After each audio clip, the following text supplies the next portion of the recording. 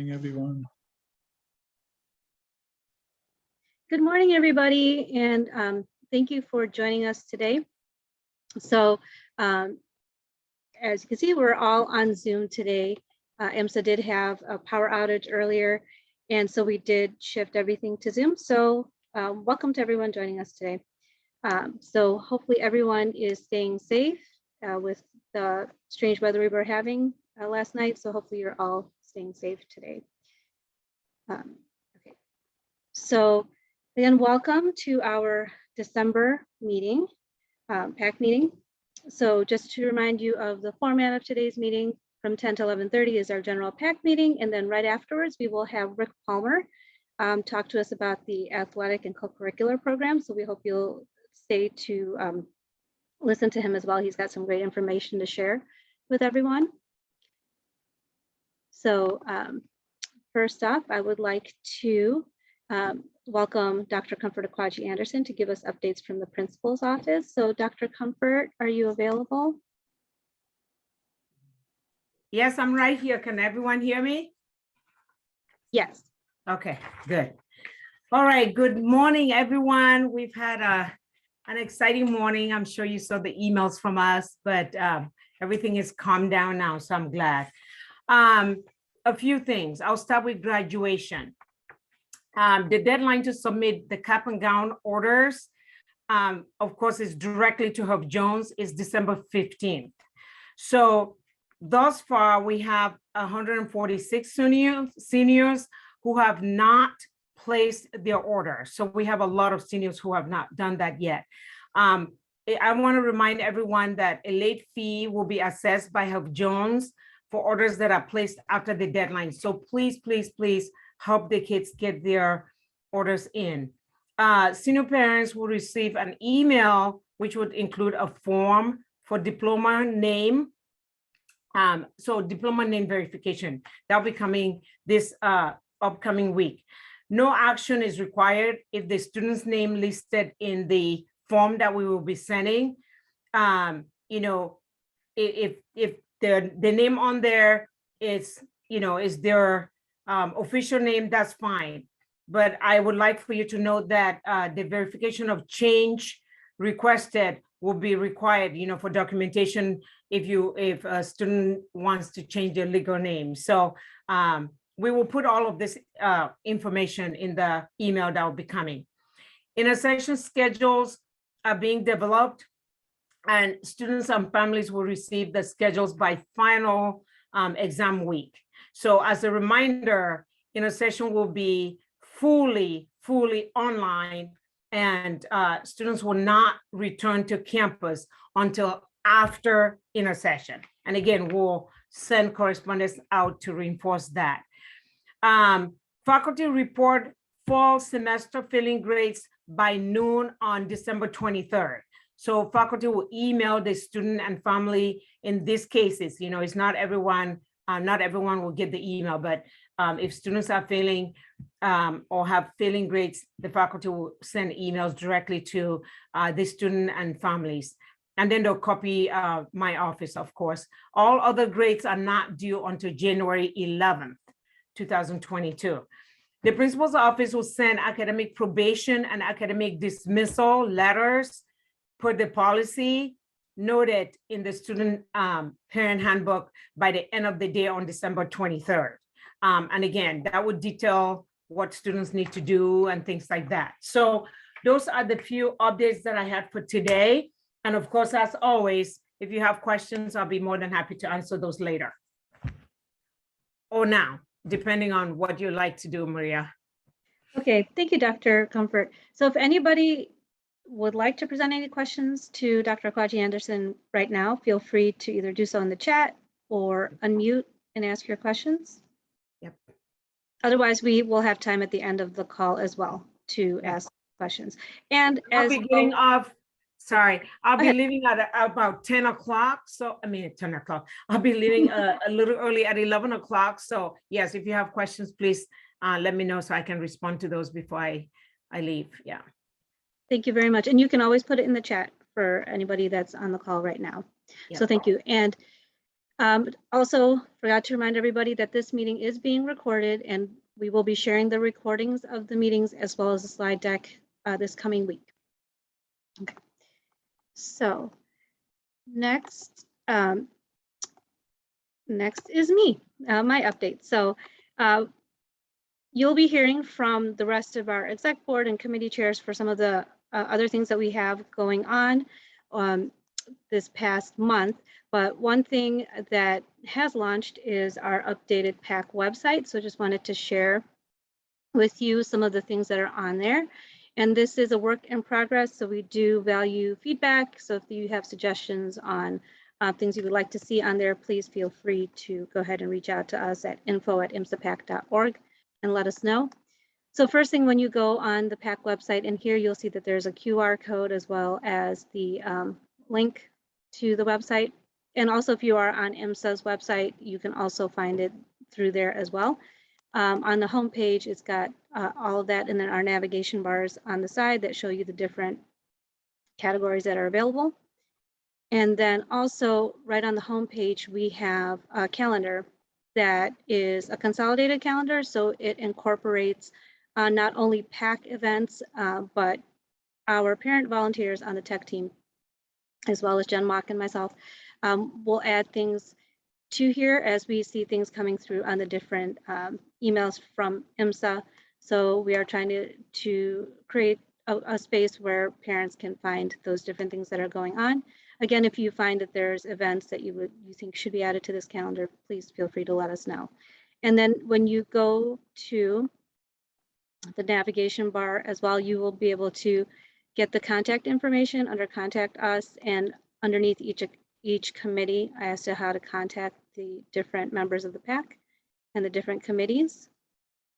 And also within those different committees, you'll be able to see the calendar just related to that committee. So if you don't necessarily want to look at the entire calendar and just want to know what the Friday Fest calendar is, if you went under Friday Fest, you'll be able to get that. And one thing that we do have on here as well under IMSA communications is the emails that are coming out from IMSA. You'll be able to find them here. We are saving them as PDF versions and putting them in here because we had received feedback from some parents in the past that with all the different emails that are coming out from the different areas of IMSA, they wanted to be able to reference it in one place. So that's where we have those emails as well. And then we do have different categories if you scroll down on there. And as I mentioned, the meeting recording and slide decks for this meeting will be sent out this week. And we also have a place for them on the website. So you'll be able to see all the different recordings as well as the slide decks on there, and a link to our YouTube channel that has all of those meeting recordings. Another site that part of the website that we have are helpful resources. So these are more like general things. So if you do come across anything that you feel would be a great link to share, or a resource to share with other parents, please let us know. Based on some of the meetings that we've had with sophomore parents and some of the other meetings that we've been a part of, we've tried to put the links for some of the more popular things that people are asking, where do I find information on, and especially on the IMSA website. So we try to put it on here so it's easy for you to kind of navigate and find what you're looking for on there. And also we had questions on how to donate to the PAC. So you are able to donate to the PAC. However, we do accept the donations through the IMSA fund, and then they in turn then send it to the PAC. So in order for it to be sent to us and to know that it's earmarked for us, we do ask that you put these different designations in there under the designated gift, either for the IMSA PAC general fund, which would be used towards our general operating expenses, and divided up as needed, depending on the different projects and events going on. But if you have a specific thing that you would like to donate to, like if you wanted to donate to Friday Fest or Student Life or transportation, you can also put that specific committee within the designated gift purpose, so that we know that when the money is then forwarded on to us, where it should be earmarked and used towards. Okay, and also we encourage you, if you do work for a company that does corporate matching, to go ahead and share this information with them, and just make sure that they know to again designate that it does go to the PAC. Otherwise, it will remain in the IMSA fund and doled out that way.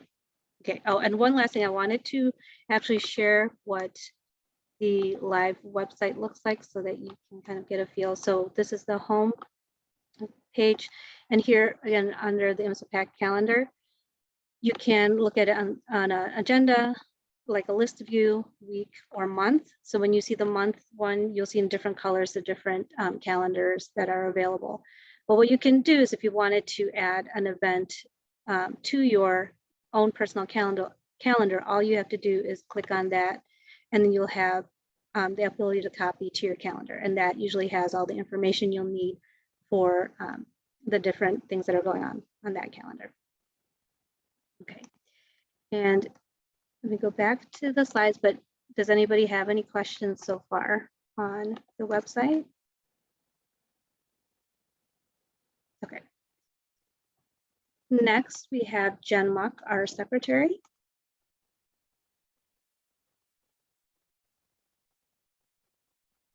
Jen? Good morning. Yes, thank you. Okay, so we haven't had a treasurer update in a while, so I'm going to take you through some numbers. If you'll advance to the next slide for me, please. And I apologize that this screen is a little blurry. It is not your eyes. So for the this current school year, we receive income from the IMSA fund. We estimate some donations, income from fundraising.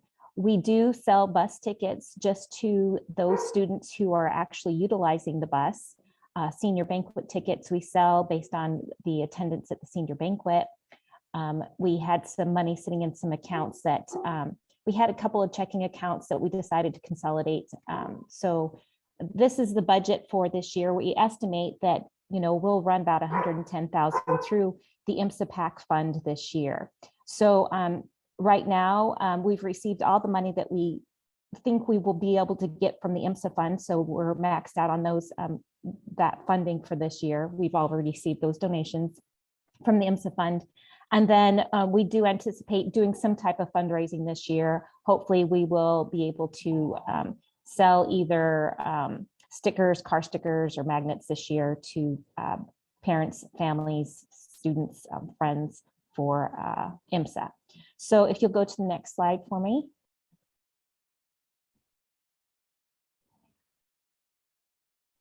So far our expenses for transportation has been $13,860. We will be making another payment to the bus company this month. Senior banquet, we've paid for the deposit and a deposit for the DJ. We do incur PayPal transactions when we ask you to pay for things online. And then those are some of the other miscellaneous items there that we allocate to different committees to spend throughout the year. So this will give you a good visual of about how much we designate for instance, student life to spend throughout the year, multicultural on their events, things like that. So committee chairs can request from the treasurer refund of what they're spending. And if you'll go back to the next slide for me, please. Reimbursement requests can be sent to me via a Google form. And the reimbursement request button is on our PAC website down at the very bottom of each page.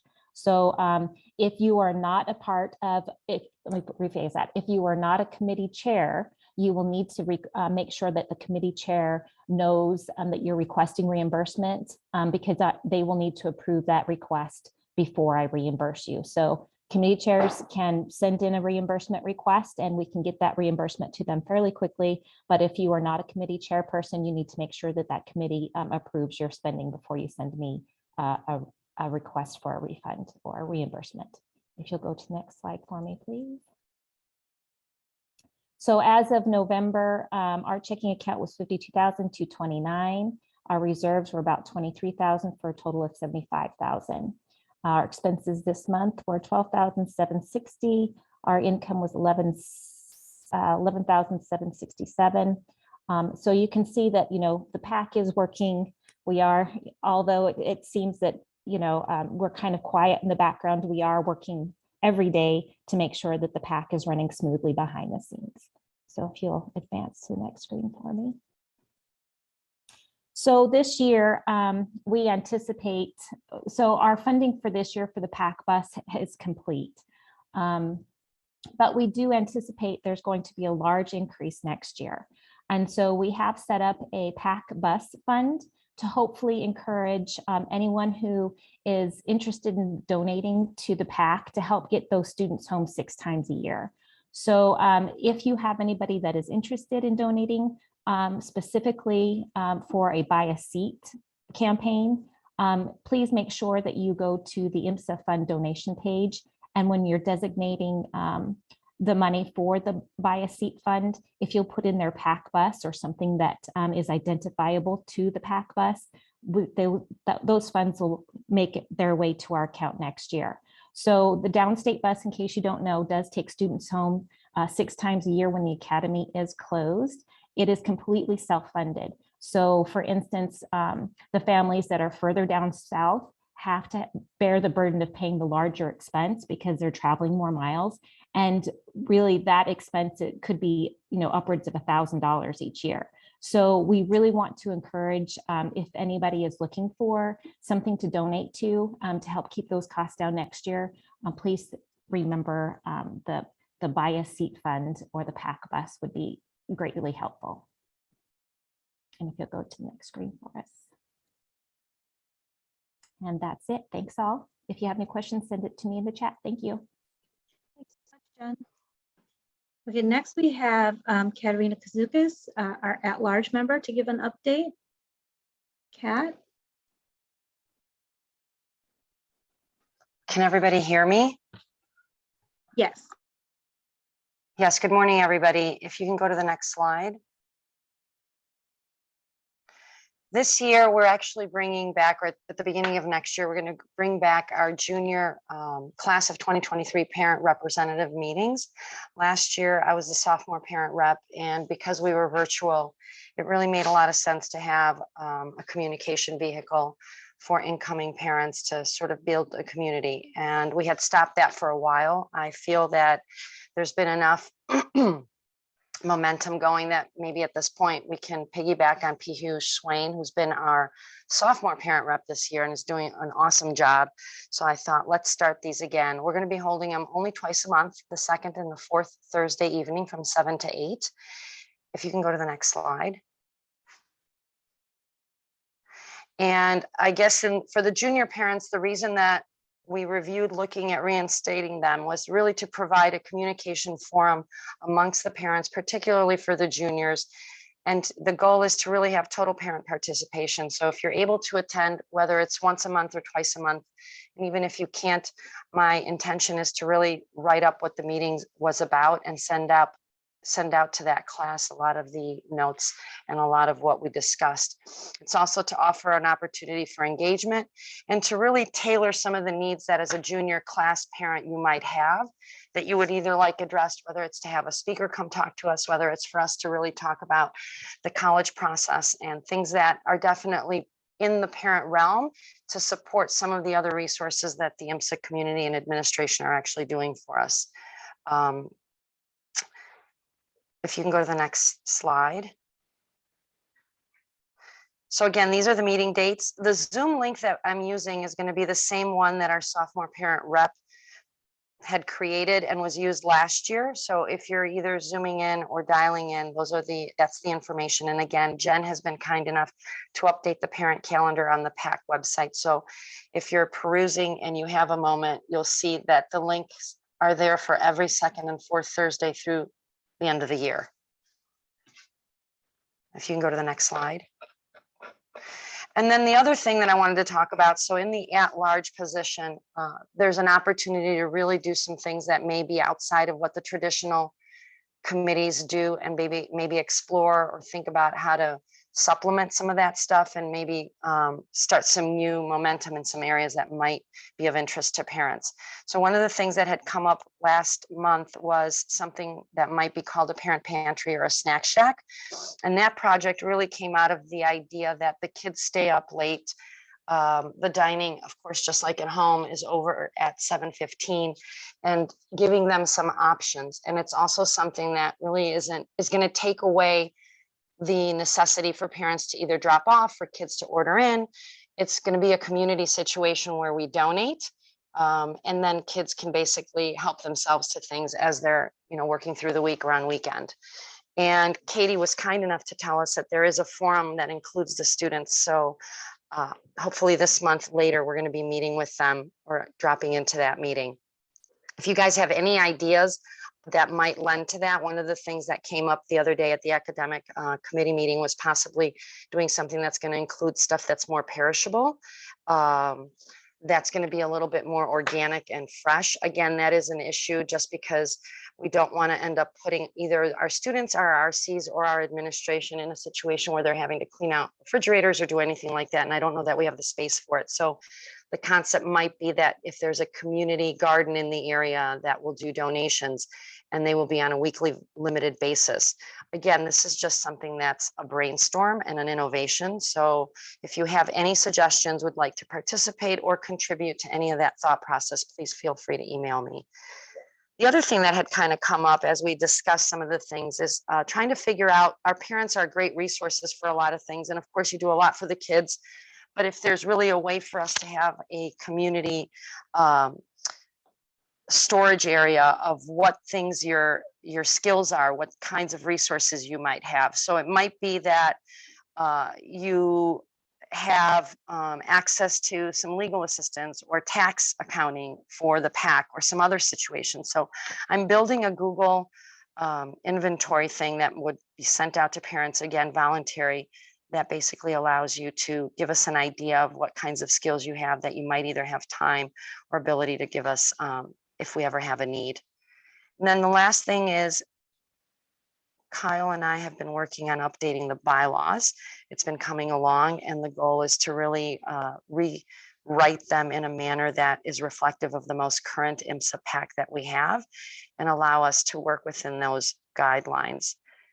Then the last piece, again, is a reiteration of the sophomore junior parent community building. Piyush invited us to a meeting. So the goal might be that once a month, we either meet with sophomore parents or with senior parents. And that's really just to get the parents that have been around. Maria and I were just talking, and I think it might be wonderful for us to even communicate with the senior parents because they've had the longest experience and probably the one that's been the most traditional experience at IMSA to help the parents that are coming in and coming up that way. So again, thank you everybody for your time. Thank you, Kat. And as she had mentioned, if you have any questions for her, feel free to put it in the chat, or you can always email her at atlarge@imsapac.org. Okay, and then next we will have updates from our committee chairs. So first we have the academic committee, which is Moju and Gabriella. Hi, good morning, everyone. I'm Moju, and I'll walk you through the couple of slides that we have. So I just wanted to let the parents know, the students know this, but for peer tutoring, the application for the spring semester is available for the juniors and seniors to submit because for the peer tutors that did the tutoring in the fall, they need to complete this form to be able to do it in the spring as well. And another thing that we wanted to also iterate for the parents, the students should know this, but in case they're looking for this information, is the hour for the library, which is called the Information Resource Center at IMSA. These are the hours during the finals week from Sunday, Monday, Tuesday, and Wednesday. And we just wanted to post the finals schedule in case the parents are looking for it, but it's also on the IMSA website with the link that we posted on top. so that you just have a glance of what the finals week look like. And the next topic, or the next slide, is about the parent survey that we put out for in November. And we thank the people, the parents that participated. This is a quick summary of what we received. About 162 parents or entries were made into the survey. And it shows you how many sophomore parents and junior and senior parents. There were some parents of multiple students that also participated. We had a list of different topics that we wanted to get feedback to see what is the most important topic for parents to be discussing or looking at, or where do we have the most opportunities. And these top list of 4 that I listed here are the ones that seems to be topics that is most interested, and we have opportunities to maybe do some improvement in these areas. So it was the question about having SAT as part of the admission process to IMSA, whether or not it should be a part of it.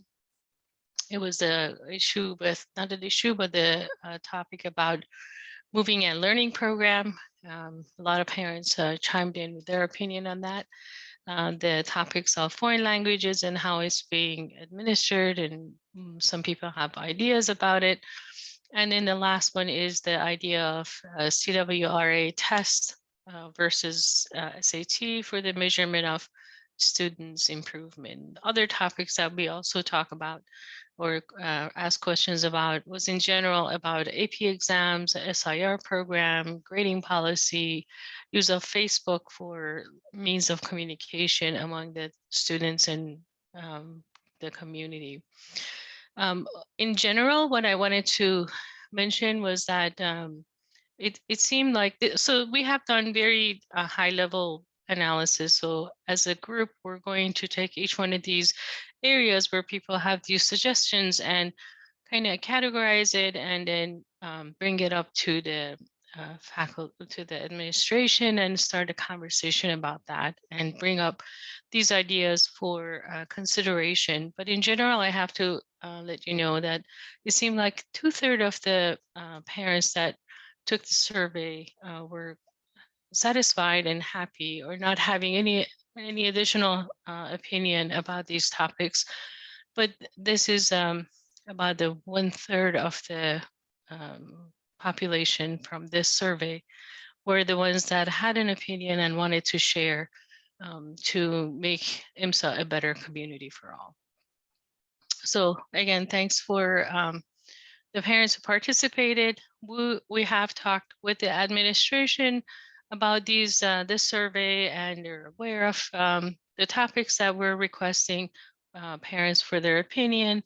And frankly, they're looking forward for these results to be shared with them, so that, you know, together we're just all about making it a better experience for the students, and then we'll move forward with that. So thanks. This is my update for this. Thank you. And thank you, Mojo and Gabriella, for putting that together. Sure. Next, we have student life.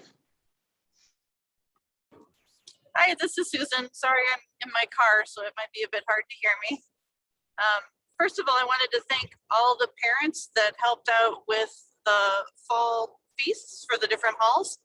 I don't have any pictures, but I think the kids had a great time. So thanks for everyone that contributed to that. In December, right before finals, we are trying to organize a few things to help keep the kids' minds a little off of studying and more on snacking. So we're doing things like hot chocolate and cookie breaks, some wing dinners as well. So we really thank all the wing parents for helping with that. Also, certain wings and halls are trying to get together gift bags to send with the kids before they go on winter break. So I'd encourage any parents, and even if you're not a wing parent, you can reach out to your RC, or if you have a Facebook page for your hall, and see if you'd like to donate items or snacks for those gift bags to send home with the kids so they can have something to remember us all over winter break. That's all I had. Thanks. Thank you very much. Okay. And so they also have on here, make sure that you note the new email address for Student Life. It is studentlife@imsapac.org. Also, if you're interested in becoming a wing parent, there is a Facebook group for the wing parents, as well as our favorite Understanding IMSA Lingo cheat sheet. There's the link to that as well. Okay, next we have Friday Fest, which is Carrie and Melissa. Hi, this is Melissa. Can you guys hear me okay? Yes. I keep getting a notice that my internet is unstable, so hopefully I can get through this. So our next Friday Fest is going to be on January 21st, which is just following the kids returning after break. We're going to be doing it a little bit different than the last two. We are going to, besides just desserts, we're going to also request donations of snacks and like noodles and macaroni and cheese, like it says here. It goes along with the idea of the parent pantry and some students saying that they would like to have those types of things available to them. So anything goes. We are also asking that instead of a set donation time like we've had the past 2 Friday Fests, we're going to ask that you send your donations back to school with your child when they return from break. If for some reason you decide that you'd prefer to bring your donation on that day, we just ask that you just drop it off with your child, and then your child will know we'll have a email that goes out letting them know when to drop off their donation. We also won't be needing parents to volunteer this time. It's most likely going to be freezing cold in January. And since we're not allowed in the dorms, the students will be handling all of this. Can we go to the next slide? Okay, so some of the things to remember, just like the previous times, donations must be individually wrapped. And it's very helpful if they need a fork or a spoon, that it be included with the individual packages. And then each donation has to be labeled very clearly of the ingredients it contains, especially if it contains nuts or if it's dairy-free, nut-free, or gluten-free or vegan. We just want to be very concerned and on top of any allergies or dietary requirements that kids might have. We want to make it as easy as possible for them to choose their snack or treat that they pick that night. Can we go to the next slide?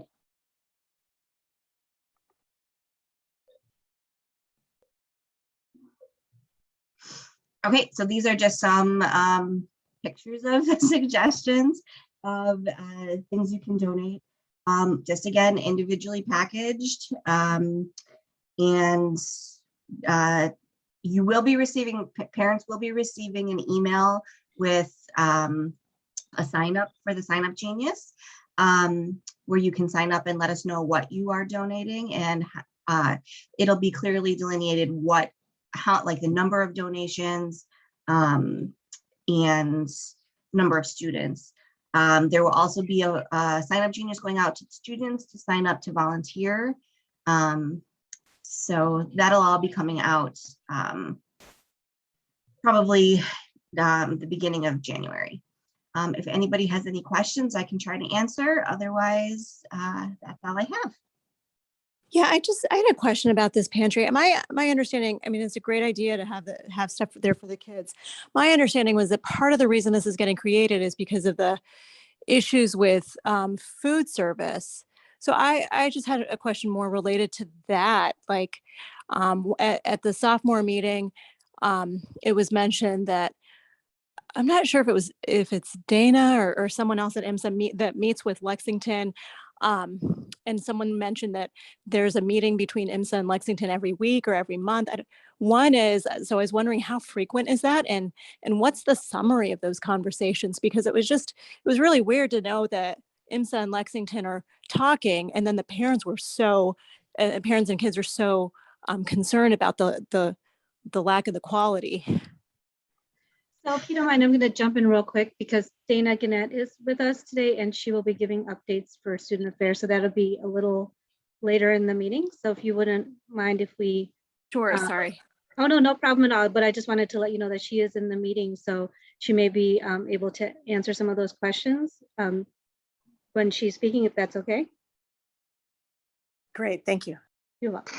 And I'm going to jump in real quickly just because we were on the wing parent piece. So the pantry and the snack shack idea just really came out of this need for kids to just graze and was completely independent of anything that was Lexington. And that was actually me looking at just a way to just have food around for my kid or other kids in his wing and in the dorm. So that's also something that I guess Dana, like that's separate from the wing parent piece that has to do with some of the Friday Fest food stuff.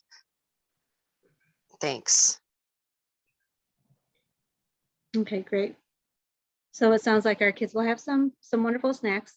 So thank you very much for the update. And actually, I think you still have this slide with the planning meetings. Sorry, I forgot about that. Yes, so our planning meetings are held one Tuesday a month, and our next one will be December 21st, and they are via Zoom. So anybody who wants to attend those is more than welcome to join us.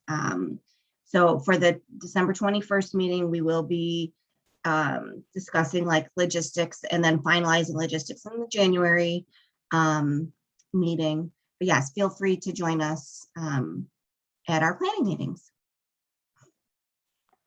Thank you. Okay. Next, we have updates from our senior banquet committee chairs, which is Nisha and Rhoda. Hi, this is Nisha here. Can we go on the next slide, please?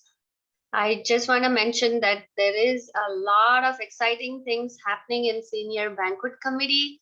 As we said, save the date for June 3rd. We have already secured the DJ. The place is Embassy Suites in Naperville. Look for emails next week with link to register. Also, we will send an email next week for baby pictures, childhood pictures, and senior year pictures to see how much they have changed. All the specifications will be sent out. Also, we have secured rooms in Embassy Suite at that time at a discount. So those emails will also be coming out shortly. Can we go on the next slide, please? Yeah, so we need volunteers for helping us out with audiovisual and marketing.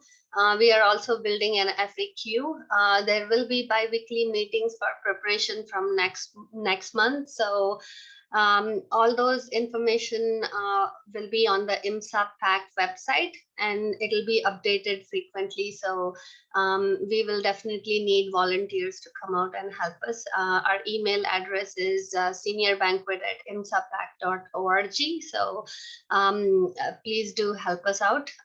There is a lot of exciting things happening here. So next slide, please.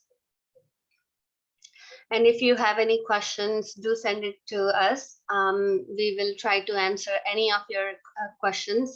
This is a senior event, so I'm sure the senior parents will have questions to us. So please do send it to seniorbanquet@imsapac.org. All right, thank you. Thank you, Maria. Thank you, Nisha and Rhoda, for all the planning that you're doing for that event. And next we have Technology Committee, Jim, Jose, and Charlie. Thank you, Maria.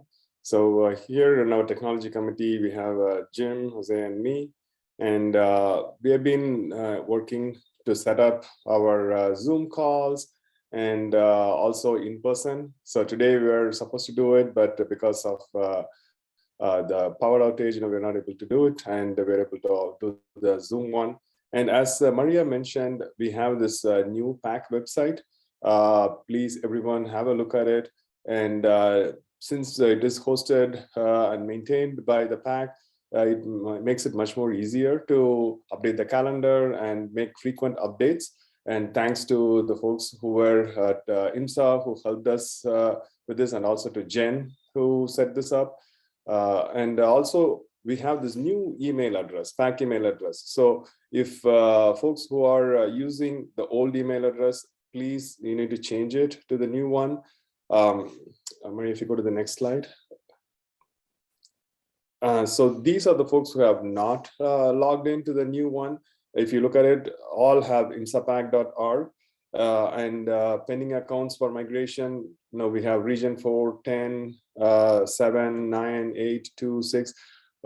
So if you are in this region and if you are leading that, you need to please migrate your email from the old one to this imsapac.org. In that way, we are consistent. And if you look at the first line to go to this new website, go to imsa.edu, student life, parent resources. And if you click, you will be in our new IMSAPAC website. I think that's all I have. Anything, Jim or say anything you'd like to add? No, Charlie, I think you covered it. Thank you. Thank you. Thank you, Technology Committee. I know it threw all of us off a little bit because we had gotten used to the setup for in-person today. So thanks to everyone who helped to pivot it pretty quickly today. Thank you, Maria.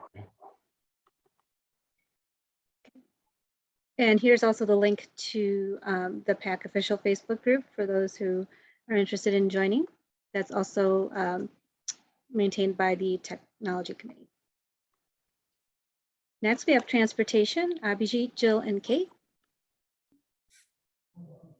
Hi, this is Jill. Can you hear me? Yes. Okay, great. My internet also is a bit unstable, so I believe Abhijit is on standby if there are any connection problems. Next slide. Okay, our next bus trip is the holiday break. And the buses will depart according to the same schedule that we use for all of the mandatory dorm closures, which is a 2:30 departure from IMSA on December 22nd. We have been receiving quite a few questions about students who, apparently students have been told because of COVID that they need to vacate the dorms within 24 hours of their last final exam. And we do want to clarify that that rule does not apply to students who are registered to use the downstate bus service. So no one's going to be expecting them to leave. That the school and the residential life staff are aware that a decent portion of our students have registered to use the service, and so the schedule is as usual. And unfortunately, this is a tricky trip because everybody's final exam schedule is different. So that's what makes this this trip in particular a little more difficult from a planning perspective. And please also note that because of the change with Intersession from being in person to being virtual, the return trip date did change. The schedule itself hasn't changed as far as the pickup times, but because of virtual Intersession and the Martin Luther King Jr. holiday, the campus is not reopening until Monday, January 17th. So our buses will return to campus on Monday, January 17th. And we'll send out a reminder to everyone who is registered, of course, in advance of the trip. But thank you to all of the PAC team who have been working on the new website. Schedules are updated and easily accessible on the new website. So if you forget or can't find an old email with the schedule, you can visit the website. We are asking, we know that with the final exam schedules being variable, that there are many parents who are planning to pick up their student and bring them home before December 22nd. So it will really help us if we can know well in advance if you plan to pick up your student and if they are registered but will not be using the bus service to come home. So we are asking that parents notify us at our new email address, which is pacbus@imsapac.org, as soon as possible, and at the latest by noon on the 15th of this coming week. That will also allow us to put the word out through some of the area coordinators that we'll have extra seats. So for parents on the call whose students are not registered for the 6 round trip bus rides, we may have single seats available for purchase because we expect that some students who are registered will not be using the bus. So, we plan to send an email out to let people know if there are seats available. So just know that you might want to take advantage, try the bus service. If you aren't one of the usual riders, there may be an opportunity for this coming trip. And we ask for the same a few days advance notice for the return trip. So if you could please let our transportation committee know before noon on January 12th, if your student will not be using the January 17th ride, because that will allow us to open seats for students and families who could take advantage of the service. And I think, do we have any, that might be the only slide. Let's check to the next one. Okay, nope, that was it. So Thank you very much, Jill, and thank you for that. That's great information. So for those who may want to be on that wait list for open seats, they should just wait for the emails that come out, correct? yeah, and everyone's welcome to email us at any time, pacbus@imsapac.org. But we will make an announcement when we have a good feel for how many open seats we have. Perfect. Thanks so much, Jill. So next, we do have some updates from Student Council, Student Affairs, and College and Academic Counseling. So first, we will have Yina Wang from Student Council. All right, good morning, everyone. Thank you for letting me be here and talk. So since this is my first meeting as the Student Council Liaison, I'm just going to give a quick introduction. So my name is Yina. I'm a junior at IMSA, and right now I'm serving as the junior at large on Student Council. So essentially what that means is I'm the class representative for the class of 2023. And so in the next few months, hopefully I'll be able to share some updates about what Student Council is doing, and then also be here if there's anything that Student Council can do for the parents. So the first thing that Student Council has been working on in the last month or so is the IMSA Student Guide. And so this is it's a very, very extensive document. I think it's maybe 60 pages right now, and it has information that Student Council compiled about sports, food, residential life, events, and just a lot of miscellaneous things about IMSA that a student might possibly want to know. We just shifted into the final phase of editing, and it should be able to be published in second semester. So that's really exciting. And then also, Stud Minutes is a project that Student Council has been working on. It's kind of like a short video compilation of major updates for students around the school, and we show it bi-weekly during Titan Crew. It's also a partnership with the IMSA Student Productions, so that's very fun. And we just sent out the most recent episode of Stud Minutes yesterday, and it addressed upcoming class events for the class representatives. So that includes me, the senior at large, and the sophomore at larges, winter dress codes, and also the Peer Support Network, which is, I believe, a new program this year. And it's just a group of students that serve as liaisons between the student body and the counselors. So that was also really fun to put together.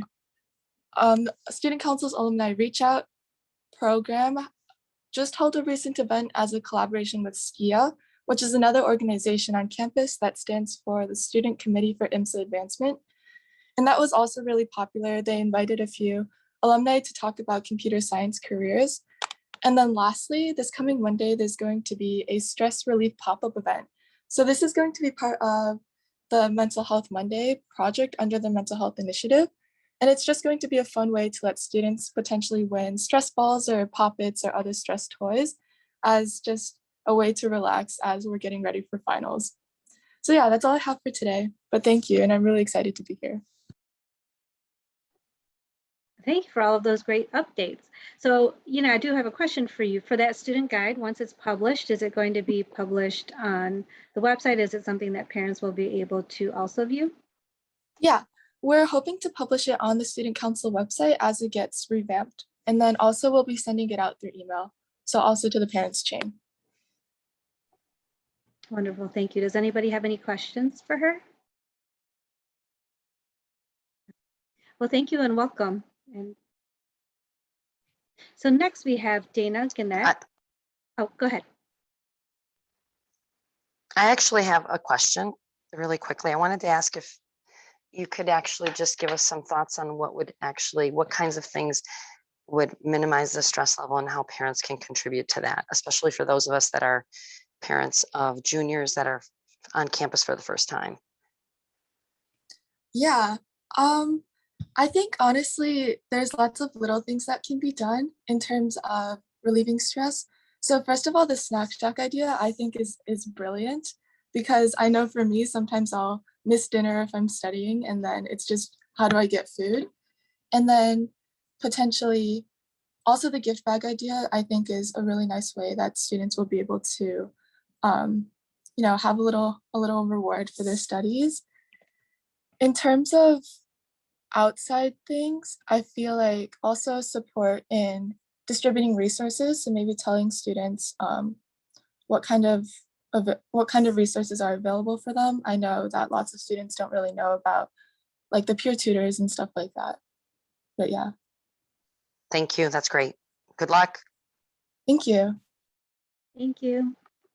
Okay, next we have Dana from Student Affairs. Dana Gannett. Oops, can everybody hear me okay? Hello.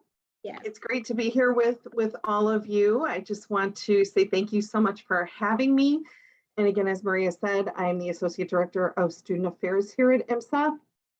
And Katie could not be here today. So you've all got me, but it's nice to see you all. And I always appreciate the parent support. So got a couple of updates for you. Weather is getting colder outside, so this is just a friendly reminder to please encourage your students to dress appropriately for the weather. There have been a couple of very, very cold days, and we've had to send some students back to the residence halls because they were dressed in just like light sweatshirts, things like that. So please encourage your students to dress appropriately.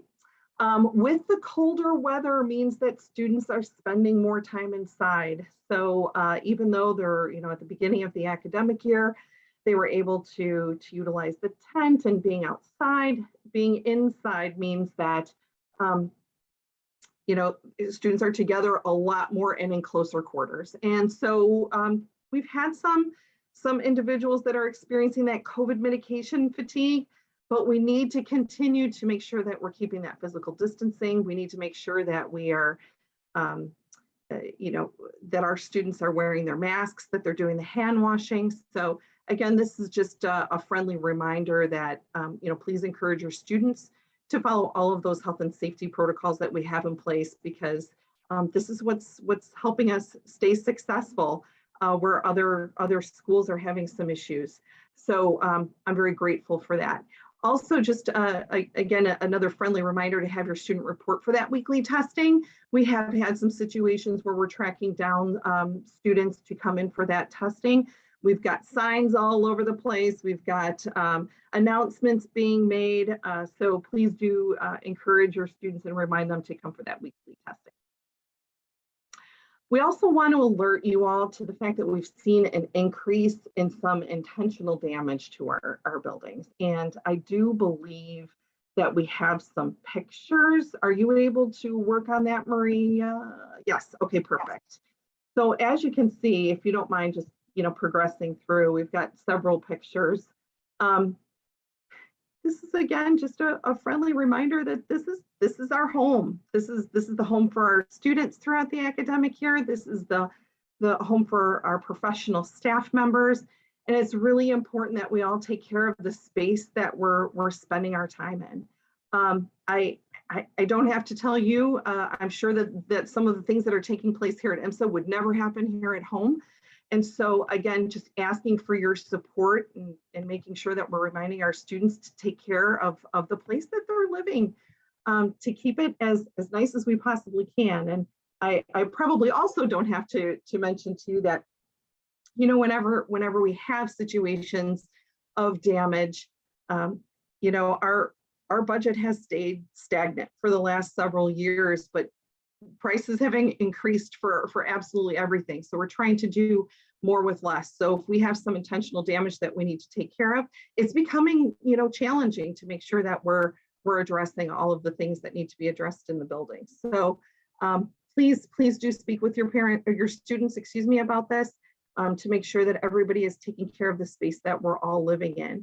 And I really do appreciate that. With winter break approaching as well, we've got some departure reminders. Students, and I know I heard this being mentioned earlier with regards to the downstate bus, but for other students who aren't on the downstate bus, they should be departing within 24 hours of their last final. Our downstate bus riders will be COVID tested on Tuesday, December 21st before hopping on that bus. And students will have cleaning and housekeeping before they depart. And that's the same for any break. One other thing from Nurse Angie, the VNA will not give student booster COVID vaccines on Tuesday and possibly Friday next week. They will give first or second doses, just not the booster doses. They're restructuring to focus on first and second doses prior to the holidays. So I wanted to make sure you were all aware of that. You will be kept updated, by the way. Nurse Angie is going to be sending out some communication, so you'll know. If you want to take your student for a booster vaccine over break or reschedule at the clinic that is scheduled on campus for 121, that is absolutely a possibility. And again, that link is going to be coming out soon. So she is going to keep you all updated on all things health related. I did hear some questions earlier with regards to Lexington. And so I have asked our coordinator of student activities, who also sits on the Lexington committee, to join us to discuss a little bit more about what some of those conversations have been having about our food service. So Brittany, thank you so much for being here. I really do appreciate your time on this Saturday, but I'm going to turn it over to you if that's okay. Awesome. Good morning, everybody. Yes, just a brief update on Lexington. I do serve on both the staff committee, and then I work alongside Katie with the oversight of the student committee. So we meet every other week for the students and about once a month for the staff. A lot of those meetings do include our Lexington teams. So we can ask, you know, pretty detailed questions. One of the things that I've heard they're being concerned about was some of the repetitiveness in our meals. For like the broader menu, it is a recycled meal every 4 weeks. So like the non-grilled items are pretty much every 4 weeks that they're seen in the cafeteria. There are some meals, like our more dietary restricted meals, that might recycle once a week. And then there's some meals that are always there. So our grilled meals, always French fries there. There's always either regular burger, veggie burger, you know, something that's always going to be there. Our salad bar has remained consistent. They do rotate out some of the like toppings and things that have gone on top of it. So there's usually about 10 different things that students and staff can add to their salads. And then student council or representatives from the student Lexington committee have made a big push for better protein for all dietary needs. So I have noticed that's getting better. For me, I was super excited to see eggs on the menu for the salad bar. It's the small things, right? So those are things that are definitely in the works and being changed and being modified.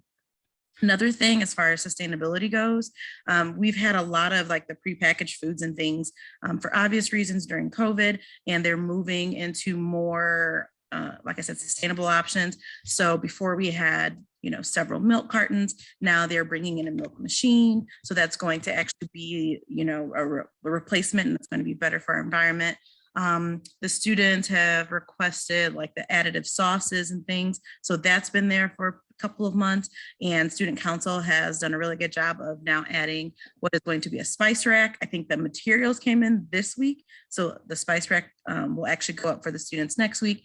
So just a little gift before the holiday break, of course. So there's been a lot of changes, a lot of adjustments to what's been going on. So I can't speak on behalf of Lexington, but those are some of the updates they've given to us. If there's any specifics, Katie has said to just email her, or there is like a Lexington form that has gone out. But if there's any specific questions in regards to that, you can absolutely contact her. Thank you, Brittany. And that's all for student affairs. Thank you, Dana, and thank you, Brittany, for those updates. Does anybody have any questions for either of them? I do. So I have two questions. One was that I heard the microwaves were brought back, but they're put outside of the eating area, so the students really can't use it to heat up the food that they get, because if they go to the end of the eating time, their food is generally cold. Or sometimes they like to put the cheese on their fries and melt it and eat it, but it's not the logistic of it, having the microwaves outside of the eating area doesn't seem to make sense. Is it possible to have some in the eating area? I can ask about that. I have noticed that. To my understanding, the microwave is more for students bringing anything like from their room. So if they have like their own, let's say like cup of noodles, that's the first thing that comes to mind, that they wanted to heat up prior to going into Lexington. But I did not think or consider the fact that they might be, zhuzhing up the Lexington food. So I talked to them about that and see if that can be placed. Location would be, the specific thing that I think that they would have to worry about, just because of the way that it's formatted. There's like one little rack that has like now the spice rack and the other rack that I mentioned. But with the removal of maybe the carton milk, because that's in like a mini fridge on top of the counter, that could now be, some real estate that could be available for the microwave to be relocated. So I can pass that information back on to our Lexington interim director right now. So that's absolutely a great thing. Thank you. And also another idea or question or request was that, as Dana mentioned, with the cold weather, the students can't be outside. We need to keep distancing and all of that. Is it possible? And I understand it has to do with the cleaning process, but is it possible to keep more of the main building open to the students? Because I understand they close half of the building so that the cleaning people could do their work. But again, they can't be, they don't have any other places except being in the room and being all huddled up. Is it possible to give them more space to spread out? I do think that that's a good question, and that is something that has been brought up to the monitoring committee about space usage. For right now, I know that A wing, because a good portion of our main building is still available to our students, just to let you know. All of B wing, down by the gym, there is a large portion of the building that is still available. It's only A wing, which is a lot of A wing is the classrooms that is closed off. I can certainly bring it up to them again. And I do sit on the monitoring committee, so I can certainly bring it up at our next meeting. However, like I said, with a lot of the sort of spaces where students can actually have fun, and also having some additional spaces where if they wanted to sit down and just, study or something along those lines, that those are still available. I'm not sure if a wing would be opened up at this point. Okay. Can I jump in really quick because I need to go? I just noticed there was a question. I didn't realize there was a question for me about providing or talking about a year in review. So because we still have, even though, it might look like the year has ended, we still have a bit of the year left. My plan is to provide some kind of a review after we're done. So I promised that I would do that for those who asked that question. So thanks for the question. I'll make sure that I provide a year in review for you. All right, thank you very much. Thank you, Dr. Akwaji Anderson. And thank you, Dana and Brittany, also for those updates. So next, I'd like to welcome Yulia Yusin from our College and Academic Counseling Office of CACs. Yulia? Okay, yeah, thank you so much, Maria. Good morning, everybody. All right, so I have kind of a short presentation because I think I'm going to do a much longer one in January. So let's go over the first slide that I have there. And the first one is all about. Oh, actually, Yulia, I do not have the slide. I sent everything on Tuesday. Okay, let me I see if sent I it can. to the secretary on Tuesday. Okay, so for some reason it's not on the slide deck. Do you happen to have that? Okay. handout? I can give. Okay, so I'll just share it with you verbally, then that's okay, no worries. Okay. So make sure that you check out the webinars that were posted already on the CAC website. So we had two webinars, three webinars done at the end of November, at the beginning of December. So two I delivered. One was on standardized testing for juniors and sophomores, and the other one on college admission 101 to juniors. So both are posted already. And we also had a webinar on non-college specific scholarships for seniors. So all webinars are posted. So make sure that you explore the CAC website. So the second important announcement is all about juniors. So we started our college process with juniors already. Our parents received a very, very important email. I queued it in on Friday. So I'm not sure if it was Navian sent it on Friday or maybe this morning to our junior parents about a letter from our office, an electronic letter from our office, telling the parents, laying out the college selection process to parents. It involves 8 steps. So the first step was already accomplished. We met with all of our juniors last Monday and last Thursday. The presentation is posted on Naviance in shared files. So make sure that if you would like to view that presentation, that's fine. So parents, like I said, already received a letter from us. If you're a parent of a junior and you still are not registered on Naviance, make sure that you reach out to your student's CAC. You have to be registered on Naviance if you would like to support your student's college application process fully. We met in terms of sophomores, we met with them last Wednesday. That was our very last meeting with sophomores this fall. And we started a conversation on college admissions. So we kind of have this cute tradition where I put together a sort of like a fake IMSA student transcript. It's not really fake, but it's a little bit made up student transcript and the student resume. And we ask our sophomores to evaluate the transcript, look for trends, look at the resume and comment on resume. And then we provide 2 profiles. One is for liberal arts college, one is for more of a university. It's in Michigan, and we ask students to make an admission decision for that student. So it's a really kind of a cute way for them not to be necessarily not to just be crazy with thinking I will never go to college, but instead looking objectively at another student transcript, another student resume, and just projecting the student's ability to be admitted. So we did that on Wednesday. Our next meeting with sophomores will be in January 26th. This is when we will start a full-fledged course selection process. I will offer a webinar for parents to make sure that our parents are on the same page. And during that week, so it's going to be the week of January 24th, this is when we'll start meeting with juniors and sophomores to talk about the courses for next year. Sophomore parents received Naviance registration on November 18th. If you missed the email or if you still have trouble registering, send me an email and I'll help you with that. But we really ask all of our sophomores to start registering on Naviance and start exploring Naviance. And my last slide would have been about seniors, and our senior process is coming to an end. All admission decisions are coming this week. The WashU actually already released their decisions last Friday. No, not last Friday, excuse me, on Thursday night. So some colleges are already releasing their decisions. However, we will know more, and we will know all our admission decisions in January when the process is over.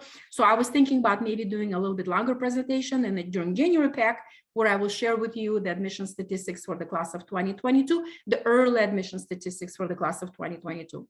And the other piece of information that senior parents need to be aware of, we will be sending first semester grades for all of our seniors, for all of their common application schools, for MIT, which is not on the common application, Georgetown University, which is not on the common application, and 4 military academies. It's just a requirement, and it's part of the college admission process. So I will be, again, sending a really comprehensive email to parents and students to make sure that everybody's on the same page. Maria, I apologize. I did send my slides on Tuesday, and I to Jan, to secretary. So something clearly happened. I will in the future copy both of you, so then you'll have it for sure. No problem at all. And then we'll get those slides in, and then we'll make sure to include it in the slide deck. So for all those who are on this call, we'll make sure that it's included in the slide deck out next week. So thank you so much for your updates, Yulia. We know that there's a lot of parents that are always waiting for all the information you share. So thank you very much. Any questions, Maria? Are there any questions I need to answer or no? Oh, yes. Any questions from any parents?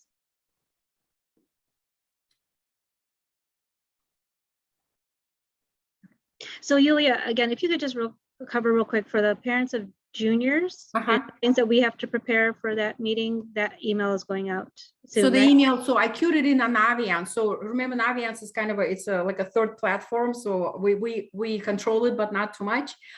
So the email should have gone either on Friday night or this morning. So if you are a parent of a junior, look in your email box, and then there should be a Naviance from, there should be an email from Naviance.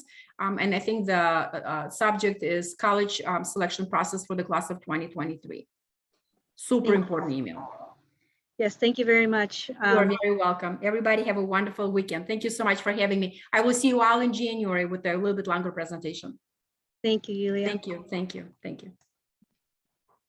Okay, so we do have our meeting in January, on January 22nd. So again, the plan is for that to be hybrid, in person, as well as virtual. Zoom links will go out as it gets closer. So again, thank you to everyone who has been attending in person. We do appreciate everybody's flexibility with things the way they are, and sometimes they do have to change, but we will definitely keep everybody posted as to how the meetings are going along for the rest of the year. So this is also on our website, the calendar of the meeting dates as well. And as we pointed out multiple times throughout our meeting, is that we do have the website now that has the full calendar. So you can view and save upcoming events, not only for the PAC, but some of the ones for IMSA as well. And then for those interested in the Board of Trustees meetings, you can definitely find out the information about the Board of Trustees, the upcoming meetings. The next one is on Wednesday, January 19, and also the links to the specific meetings will be on this link, the last link on here. And usually the agenda and the supporting documentations are posted on there a few days before the meeting.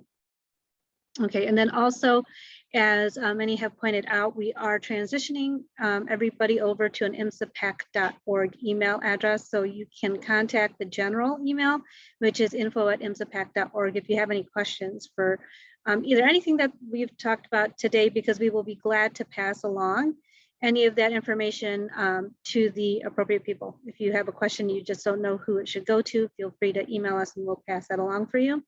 There's also a handy QR code for the website and also our YouTube channel. Now, I did want to open it up to some questions because we do have a few minutes before Rick Palmer will be speaking about athletics and co-curriculars. So does anybody have any questions regarding, and actually, Brittany, I saw your response in the chat. Would you mind hopping back on and just telling everybody a little bit more about what you just posted? Sure. So I was hoping to do an in-person sale today with the holiday items that we have.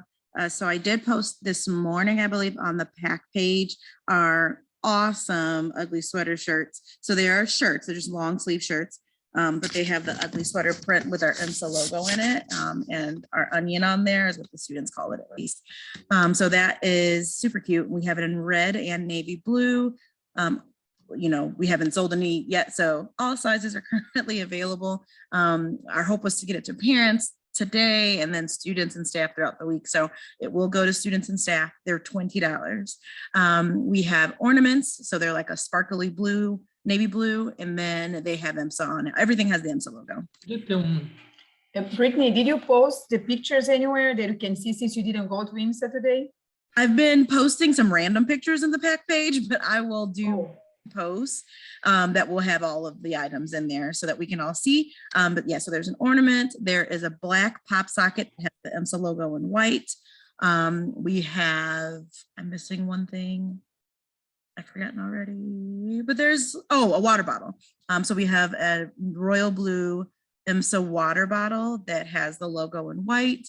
There's been a lot of students who don't, for some reason, have a water bottle, and in order to drink water on campus outside of Lexington, the machines are only the water bottle fillers. They're not the kind that you can actually use the spout. So this, figured it would be a good opportunity for students to use something that's, reusable, and that'll get them, their beverages throughout the day. And then on top of those specific holiday items, we will have the regular IMSA wear that I've had at previous meetings. So the IMSA t-shirts in a variety of colors, they're $10. I have a few long sleeve shirts in both white and black that are $15. And then I have some IMSA sweats that are only in large sizes. So I think it's 2X and 3X. Those are $20. I have no hoodies. I know a lot of people have been asking. Our last hoodies were those 35-year ones, and those were made to order. So whoever was able to pre-order those are the only ones we got. We didn't get any extras of those. So there will be some students from our junior class and our sophomore class in the next several months, so January through March, that are doing their fundraisers. And I do believe they include either crew necks and or hoodies. So I think the students should look out for those. They're really fun. So that is. How do we buy that stuff? If it's cash or check, do we come in person or? Well, yeah. So again, the hope was to have it in person today at the PAC meeting, and then we will have it. We will have it again during extended. The problem with extended is that it's staggered. Students can be picked up anytime. So that plan hasn't been solidified yet. I want to make sure that I'm telling the right information and that we can actually plan for students at various points throughout the day, since they're going to be leaving within 24 hours of their last final. So that information will come out. I will send a picture or post pictures on the PAC page. So hopefully everyone's on there, and that's going to be the best way I can get that. Because these items are coming from a variety of different vendors, I couldn't do it online because that would be a shipping nightmare on behalf of the Academy. So unfortunately, it's going to be in person. And I know some of them you want to have as gifts for your students. So if there's something that you really want as a gift for your student, I can bag it in a black bag and they can be responsible for bringing it. We can figure that out. Haven't thought that through yet, but if there's any suggestions, please feel free to email me. I'll put my email in the chat. Should the students look for you during the week, Brittany, to buy something? Yes. So I will have them available all week. Students can buy the shirts, they can buy any of the things, but if there's something that you wanted to get for your student, we can email me if you would like to, have something, or comment on the PAC page. I'll get those up in the next 30 minutes. And Brittany, if you'd like, we can create a section on our PAC website that has those spirit wear things. So if you have pictures and everything, and we'll be sure to make sure that they contact you. We'll make that clear that they have to go through you, but we can at least have it in one spot for you if you'd like. Awesome, thanks. You're welcome.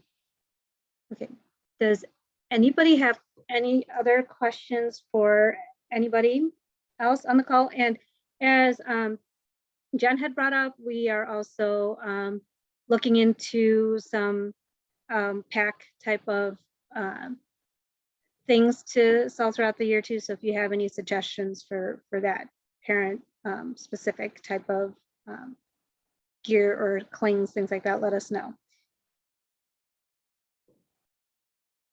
And Brittany, would you mind putting your email address in the chat too? Thank you. Great. Right. Any last minute questions? And since we're kind of wrapping up the PAC portion of the meeting early, we may go ahead and ask Rick if he would like to start his session a little bit early. Right. And if you find that you have any questions, feel free to put them in the chat, or again, email us at info@imsapac.org, and we will get that information to the appropriate people. So I'd like to introduce Rick Palmer, who will be speaking to us about the athletics and co-curricular activities at IMSA. He is the coordinator of athletics and co-curricular activities. So Rick, welcome. Thank you. Thank you, Maria, and welcome everybody. I'm glad I was able to join you today. Thank you for having me. Looking forward to sharing with you everything that's been going on in athletics and co-curriculars. I think we have tried this a few times, Maria, over the course of the last couple of years to try to get me on. And I do have 3 basketball games today, so that all worked out really well. So I'm actually in my office, power is on, and I'm able to do this. So we can go on to the next slide.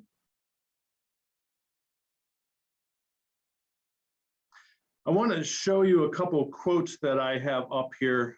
These are things that I share when I do presentations for admissions. And the reason why, I'm going to let you read those. I'm not going to read them for you, but go ahead and read them while I'm talking. But one of the reasons why I put these up here is because when I first arrived at IMSA, I knew Quentin, who was the former AD before me, and also Michael Dunrier, who was before Quentin. And then actually the first athletic director, Glenn Schwartzwalder. I know all 3 of them personally, and I've had lots of conversations with them over the course of the years. And one of the things they kept coming up in our conversations was the commitment level. Kids making overcommitments with everything going on at IMSA.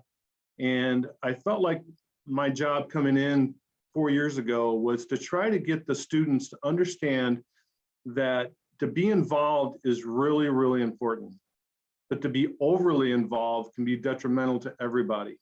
And I really wanted them to understand that it's okay to be involved in 2, maybe 3 activities, be it co-curriculars, clubs, athletics. And I've had many conversations with student athletes and tell them that, if you really don't want to do athletics and you want to go to the co-curricular side or the club side, it's okay, get involved in the school and the community, but be committed to it. And when I have my conversations with our athletes at the beginning of the year, I specifically talk to them about that. Some of the individual sports, there's probably a little bit more leniency on, the golf or the cross country, but they still need to be committed to make sure that they complete all of the workouts and everything that the coaches are wanting them to do. But more importantly, the commitment level really comes into play with the team sports like volleyball, basketball, swimming, tennis, some of those team sports that deal with, strategies, because once a student starts missing 1 or 2 practices or games, it really interrupts the continuity of the team.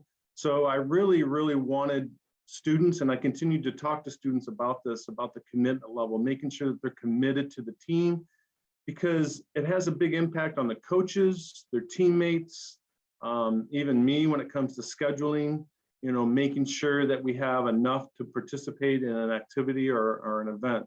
So those are the reasons why I have those quotes up there. Next slide, please. We are part of the Illinois High School Association. We have to follow all their bylaws, all the rules and regulations that they implement. They work hand in hand with the state of Illinois and the ISBE as well. That is the reason why, if you've been in the gym or out on the soccer field, you've noticed that everyone is wearing masks. Not only does IMSA implement those, but the IHSA still has a bylaw, not a bylaw, but a rule in place regarding the mask. So we are in partnership with them. So what they tell us to do, we need to do. We're an active member. We are in a unique situation because the Illinois High School Association has multiple divisions. Like for football, which we don't have. We are undefeated though. We're 35 and 0, right, Brittany? So we had those shirts come out a couple weeks ago. But football has 8 divisions. Basketball, baseball, softball, girls volleyball has 4 divisions, and we're in the 3A.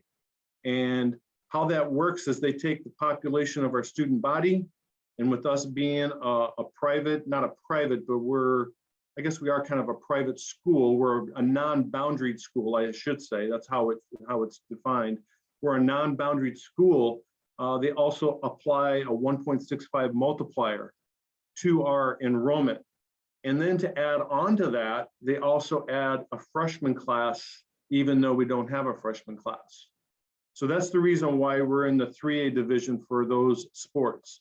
For soccer, cross country, track, and golf, there are only 3 divisions for those sports, and we're in the 2A division. And then for girls golf, tennis, and dance, there are only 2 divisions, and we are in the 1A division for that. For swimming and boys volleyball, there are no divisions. Everyone in the state competes against everyone. So that's the reason why we're not really classified in a division. So next slide, please. Little 10 Conference. This is something new to our school. I was at Westminster Christian for 13 years, and my second year at Westminster, I was part of a conference called the Private School League, and the Private School League broke up my second year at Westminster, and my superintendent and I started having conversations about developing a 1A, 2A, smaller 3A conference, and we started the Northeastern Athletic Conference. IMSA was in that Northeastern Athletic Conference since the inception for those many years. It was about 10, 12 years. A year ago, or prior to COVID, I started having conversations with the Little 10 Conference. And the reason why we wanted to look into this is because the Northeastern Athletic Conference that we were prior in, we were taking 4 to 5 trips that were anywhere from an hour or longer. We were going to South Beloit, we were going to Alden Hebron, we were going up to Arlington Heights and out to Rockford, and we were making some very long trips. And we were, the kids were realistically getting back to school during the week late, past 10. So when I started having conversations with the Little 10 Conference, which was a conference that IMSA has always had a desire to be a part of, I knew quite a few of those athletic directors in that conference and started having conversations with them. And long and behold, they voted and allowed us to come into their conference. Now, if you look at the list there, and I apologize for the schools down there on the bottom, you may not be able to see them, but I'll go through those. But Depew, we do have a couple longer trips with the Little 10 Conference, but we don't have as many. Depew and Lamoille are probably our 2 longest trips. They're probably about an hour, hour and 15. But everybody else with Earlville, Hinckley Big Rocks, our closest competitor, Kirkland, Leland, Newark, Serena, Indian Creek, and Salmonac, those are all within 45 minutes or less. And I can tell you this, just going through the fall season and the beginning of the basketball season, this has been a wonderful, wonderful thing for our school. The teams that we're competing against are quality teams. The Little 10 Conference actually is the 3rd oldest conference in the state. It's over 100 years old. It's been around for a long time. There's a lot of history. They do things the right way. They really focus on the sportsmanship. They really focus on community. So it's been a really, really good fit. And I've been very pleased to this point with our admission into the Little 10 Conference. I have a lot of good relationships with just about every one of those athletic directors at those schools. And we've got good communication and things have been going really well. So that's the reason why we are in the Little 10 Conference at this point. Next slide, please. The athletic offerings that we have hasn't really changed over the course of the years. I know that There used to be a few other ones like bowling that was taken away due to budgetary concerns prior to even Quentin. But in the fall, we offer boys soccer, boys and girls golf. We do have, you know, every now and then we'll have 2 to 3 girls participating. We really never had a team for girls golf. However, the girls are able to compete with the boys during the season. And then when it comes to the IHSA playoffs, the girls are off into their own playoff system. We have girls volleyball. We had an outstanding girls volleyball season this past year. Girls tennis, boys and girls cross country. Cross country is probably one of our biggest participating sports in the school. He has anywhere from 40 to 50, maybe 60 kids run every year. And then we have girls swimming in the fall. And then in the winter, it's a little lighter. We have the boys and girls basketball. We have dance, and boys swimming. And boys swimming this year, I will tell you about the boys and girls swimming. We do co-op with Yorkville High School. It's been a great partnership with them. They provide probably anywhere from 5 to 10 swimmers each and every year. We have a really good relationship with them. And actually our head coach for the IMSA team, her 2 boys are on the boys swimming team. So it's been kind of fun to see that and how they've been doing that. So, and then we get into the springtime, baseball, softball, girls soccer, boys tennis, track and field for both the boys and the girls, and boys volleyball. So those are our athletic offerings. Next slide, please. Co-curricular offerings. We offer a lot of co-curricular offerings. I do oversee these during the year. These are different than clubs. And the difference that I can tell you between clubs and co-curriculars is basically the co-curricular sponsors are receiving a stipend, where the clubs, they have to provide their own supervisor, our own sponsor, but it's a volunteer position. So these individuals that oversee these they get a paid stipend. And as you notice with chess is part of the Illinois High School Association. So we are involved in that. We have a math team. Math team has roughly around 50 kids participating. They've had a couple matches over the last couple weeks. Robotics is a big thing here at IMSA. That's been a huge success, and Grant Bell and David Maher are in charge of the FTC and FRC programs, and they've done a phenomenal job with that. Speech and debate, they've had many meets, actually speeches in Willowbrook today at a speech meet. Science Olympiad, I believe we got Grant Bell and Jim Ramos helping out with that, and they're going to get busy here after the first of the year. I'm sure they're busy now, but they're going to get really busy after we get back from the break, because they start getting prepared for their contest. Scholastic Bowl, big program here. IHSA sanctioned. They will compete in the IHSA at the end of the year. You know, he's done a good job with that. Solo ensemble contest, both goes for the band and the choir. Drama Club, Julie Dowling runs that. She did a drama presentation in the gym this past fall. I think she's going to do something a little bit smaller this year, and I can't remember where they're going to. I think it's the Ag Pit. I think that's where they're going to do that. Esports, holy smokes! This has become a very popular activity. This is something that we started last year during COVID. My first coach had over 50 kids participating, obviously because we were all remote, and it was a great thing for those kids to get involved. I actually hired a new coach this year because last year's coach left IMSA, and she has collegiate level experience. She has been involved in esports her whole life. She's actually one of our outdoor facility people. She works on all the plants and flowers and trees, and Megan has done a phenomenal job of promoting it. We've actually had some opportunities for our student body and families to come and watch competitions out in Old Calf. This is a growing sport nationwide. There are kids getting scholarships for colleges. We did very well this past fall. So her second season will start after the holiday break. So she's really been doing a phenomenal job. We've got the acronym, which is the digital newspaper, I guess I could say. They've been sending out articles throughout the course of the year.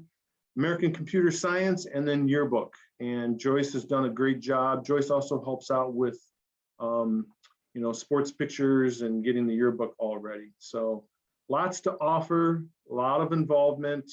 And I will tell you this about the athletic coaches and the co-curricular sponsors. Folks, you don't know how blessed you are. You have some great people leading your child in the activities that they're in. I have conversations daily with multiple coaches and sponsors, and they care and love your kids. They want the best for them. They know what IMSA is about. They know what the expectations are. I will say that the coaches and sponsors hold the kids responsible and they hold them accountable. And that's what we want. We want them to learn and have life lessons, and to be able to help them down the road when they leave IMSA, that they learn that, you know, if you want something and you want to do it well, you're going to have to work at it. And all of our coaches and sponsors do that. So I really, really appreciate all of the coaches and sponsors and all my years in education. It's one of those things where it's something that this is one of the better places I've been at. I have not had too many issues with my sponsors and coaches, so I'm really blessed to have them. Next slide, please. There is an athletic website, and please mark this down. This is just for athletics. This is www.8to18.com/IMSA. This is where all the schedules, rosters, and all the announcements. I will tell you, if you are a parent of an athlete for the spring sports, especially soccer, track, baseball, softball, and tennis, you need to make sure you bookmark this, because spring can be challenging for me and for coaches and for everyone. With the weather being unpredictable, there are moments where we have to cancel events. Whenever I cancel an event, this is the place that I will go to very first thing. You can email me and you can call me. I may not be able to respond to you right away because I'm dealing with canceling officials, contacting the other school, rescheduling the event, contacting the coach to see if he wants to come indoors to practice. But if you want to know if the event has been canceled, I always try to cancel it between 1 and 2 o'clock in the afternoon. That's my goal, because there's transportation that I have to be concerned about, especially we're on the road. If we're at home, I've got transportation worried about the visiting team coming. So that's the time frame. So if you want to know if the event's been canceled, go to 8 to 18. There will be an announcement, and it'll even be on the schedule, say canceled. So there's multiple places that you can do that. My office number is right there if you ever want to reach out to me, and my email, and Twitter. Twitter, I try to do the best I can with this. I was just thinking about this morning. You know, our boys basketball team had a win last night, and I got so caught up in the getting things ready and the event and everything that was going on. I failed to tweet out that we won. So we actually won by 30 points. The boys played really well.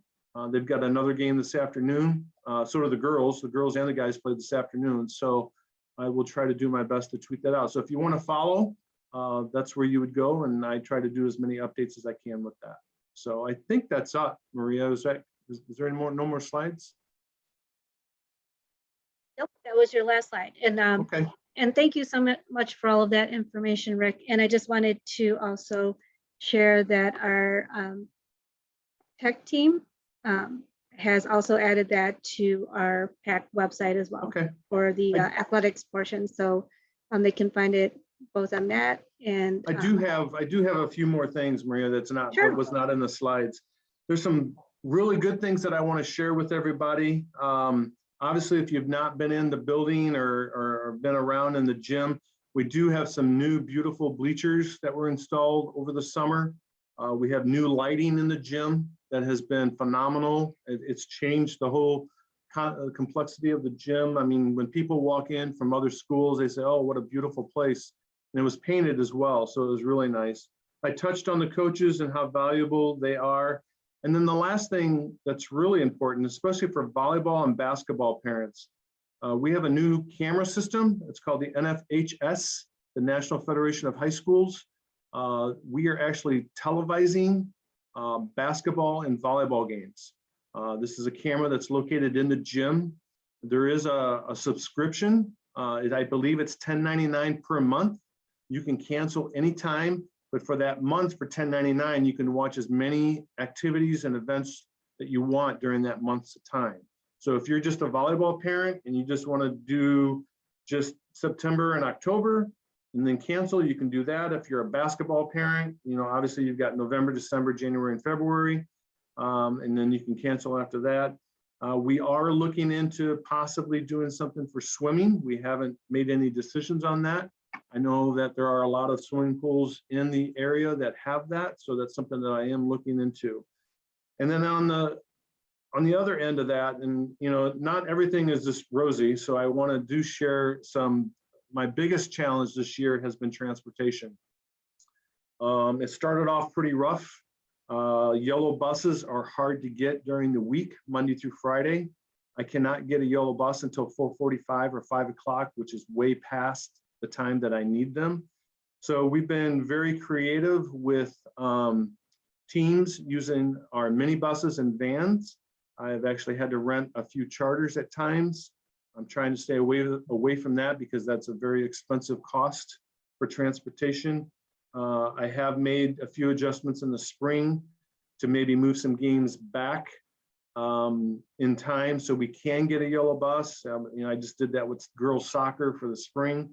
So, but transportation's been a challenge, but I will tell you this, it's not just IMSA, it's everywhere. I mean, everyone that I've talked to, transportation has been a big issue for them as well. So, but overall, the athletic programs and co-curricular programs are off and running, they're doing well, and it's good to get back. It's good to get back and see kids competing, participating, and being involved in the school activities. So I'll take any questions now, Maria. So Rick, a couple of questions. Some parents wanted to know, can parents attend the basketball games? Good question. I've had a few emails on that. Yes. We did have a time frame. I cannot remember the exact time frame. We did have a time frame where volleyball, we were only allowing the teams and the students. That changed, I believe, sometime middle of October, but yes, you may come. The thing that I would encourage you to do is if you have a parent ID or an ID of some sort that you are an IMSA parent, when you come into the basketball games, you will not be charged. There is no admissions fee. We do admissions for the visiting teams. So that is something, yes. So in short term, yes, you can come to the games. So, and I just wanted to piggyback off of that. So for each sport, is that relayed to the parents as to if they're able to attend the events? Yeah, they can attend all the events. Okay, great. Yeah, and the only time we charge a gate or an admissions fee is the volleyball, basketball, it's the indoor events. And we will also charge a fee or an admissions at the swim invite that we have in late January for the boys swim. So does that also apply to away games as well? That parents Yes, are able everybody is being allowed to attend the away games. Okay. And I will say that the NFHS subscription that I was talking about earlier, a lot of the Little 10 schools have this. So, if you are 3-4 hours away and your son or daughter is playing at Somonauk or Earlville or Hinckley Big Rock, I know those 3 schools have it, feel free that, instead of making that trip, you can actually watch the games on your computer. So it's it's a great feature. That's one of the reasons why I wanted to do this, is because we are so spread out throughout the state. This really gives parents an opportunity to watch their child compete. Thank you. And other questions is table tennis a sport? It is not a sport, it's a club. It's not IHSA sanctioned. I know there's an organization out there, I can't remember the name of it. It's the Illinois Table Tennis Association or something. I've had some conversations with that, but currently it is not a sport. Another question that came in is, where do the kids practice for tennis? For tennis, great question. We have been going to Washington Park. Washington Park is about a 10 to 15 minute drive. Our coaches, what we do is we give them a 14 passenger bus. And then depending on the number of students that are practicing that day, they may have to shuttle back and forth. We don't practice until 5, so it gives them a little bit of time to get ready and get over there. We have to share the tennis courts with Aurora Central Catholic, Rosary, West Aurora, and Wabansie College. And there's 9 courts over there. There is lights. I try to schedule 3 to 5 matches there each and every year. Sometimes it's very challenging because of the other schools that are using the courts as well. And then we have another question, if you're able to give some examples of the esports that are available. I will try. We've got Leagues of Legend. We've got Smash Brothers. There's 2 more and I can't think of them off the top of my head. Oh, I apologize. I know those 2 for sure, but and there's 2 more and I can't. Oh, is it Rockets? Something. Rocket League and Splatoon. Rocket League. Right? Yes. And is Splatoon the other one? Splatoon's the other one. Thank you. Okay. Yes. Welcome. Okay, perfect. No, I do not have a child in esports, not at all. So, and then one of the other questions regarding the sports, for girls soccer, which weekday practices and games, when do they usually happen for the spring schedule? The parent wanted to know because it will help students to decide whether to sign up for other activities or service hours or not to sign up on those days. Good question. Josiah Payne is our head coach. Josiah was an RC here for many years. He's no longer here, but he's still coaching because he loves the sport so much. He will practice pretty much every day. Even on Wednesdays, if your son or daughter, or I'm sorry, if your daughter is not involved in SIR, he will do some individual workouts. I try to schedule games on Monday, Tuesday, or Thursday, and then there are a few Saturday games. So I know that Saturdays are big about kids wanting to go home and be with their families. So I try to stay away from as many Saturdays as I can, but to try to fill a schedule to make sure we're being competitive. Excuse me, I have to, schedule a few Saturdays. That's the same with baseball and softball. And that's something I should probably touch on if you're a baseball or softball parent. With being in the Little 10 conference, their conference schedule is a little different than what the Northeastern Athletic Conference was. So they play every Monday, Tuesday, Thursday, Friday. If we only have 15 to 18 kids on a baseball team and we only have, let's say, 4 pitchers, it's hard to play on a Saturday because you just don't have the arms to pitch. So I've been very conscientious about that. And I think I've only got 1 or 2 Saturdays scheduled for baseball and softball right now. So, but when it comes to spring sports, if the weather's bad and there's lightning and thunder, obviously we're not going to be outside. And once they're into their season, they usually cancel practice. But early in the season, the first 2 weeks of March, first 3 weeks of March prior to spring break, it'll be all indoors unless they can get outdoors. We'll do spring break, but there will be nothing. There will be no practices over spring break. And then when we get back from spring break, it's all or nothing. I mean, you're pretty much 7 weeks, maybe 8 weeks, and it's every day. Okay, also another question, is there a link to view the competitions on the athletic website? Oh, you mean the NFHS? Yes. Is that what they're asking? Yes. I believe I put that on the announcements. It may have expired, but I will make a note and check to make sure that that is in the announcements. Okay. Then another question that came in is, does a student have to try out for the dance team, and does the dance team compete? Great question. Great question. Yes, he had I think 30 people try out. He cut it down to 10 dancers and 2 alternates. So I know that he is considering on maybe expanding that by a couple dancers for next year, but the thought was coming into the new school year that he was going to keep the group small, and they're actually already competing. I think they compete in 4 or 5 competitions, and then at the end of the year they actually have dance as an IHSA event where they actually compete against other schools. Great. We also have a parent who's asking if parents can help with the transportation to help with some of those issues. I've used some parents in the past. I think the school would prefer to have us try to take care of it ourselves. I know that the spring is going to be very challenging because we've got 6 sports.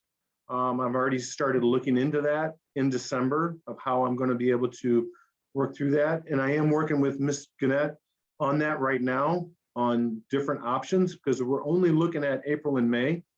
But as of right now, excuse me, I would say let's hold off on that. And if we do end up needing some parents to drive, then we would reach out and ask those specific sports if parents can drive. I know that there's been some situations with debate and speech, especially with the local kids, where the kids have gone home for the weekend and the student has met them at that event, and that's helpful.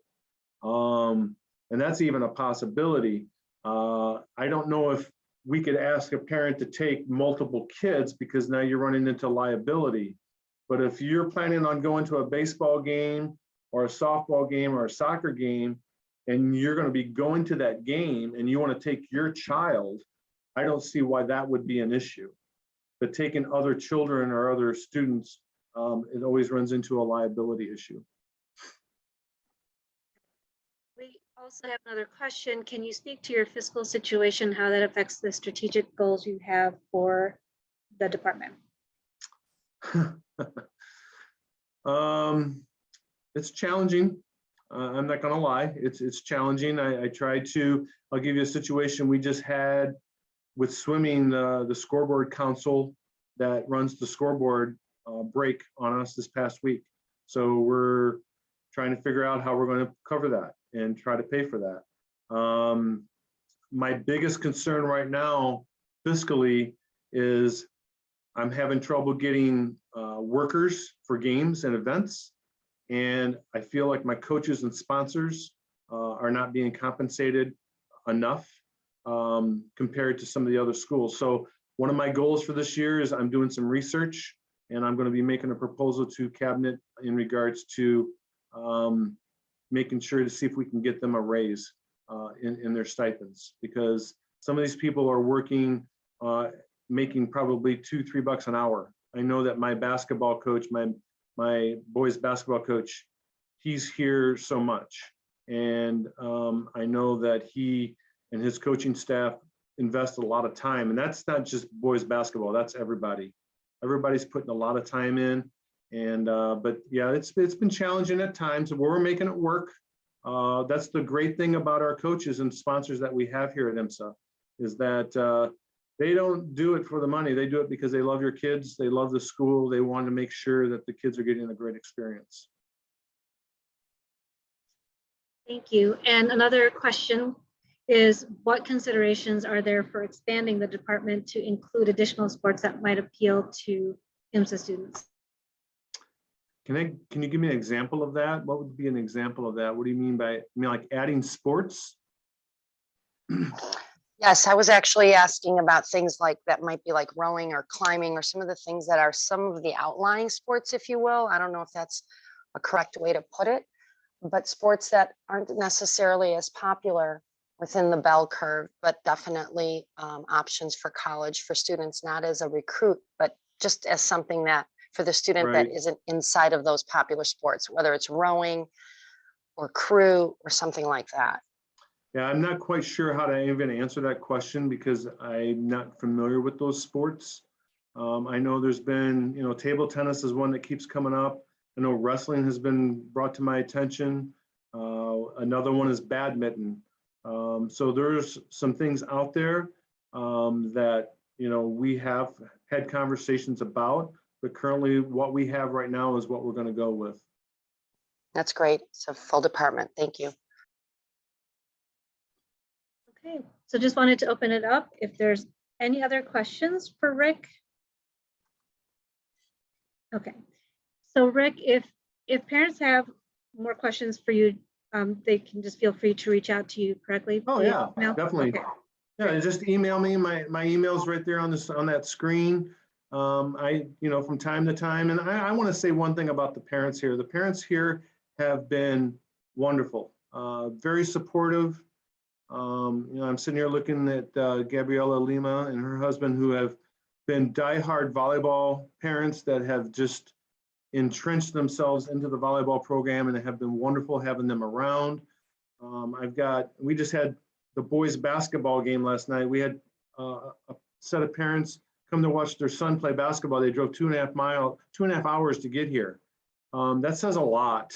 I mean, that really does say a lot about the parents here at IMSA, and it's been wonderful to see them, to meet them, to get to know them. That's part of my job that I enjoy, because the student athletes and the kids that are involved in co-curriculars, that's really what IMSA is about. That's what education is about. It is about the books, and it is about the classroom, but it is also about the exterior experiences that you have. And when you have positive experiences, it has a huge impact on everybody. Well, thank you so much, Rick, for all that information. I'm glad that you were able to join us finally. Thanks for having me. You're welcome. And to all the parents, again, hopefully you've gotten the information that you wanted regarding athletics and co-curriculars.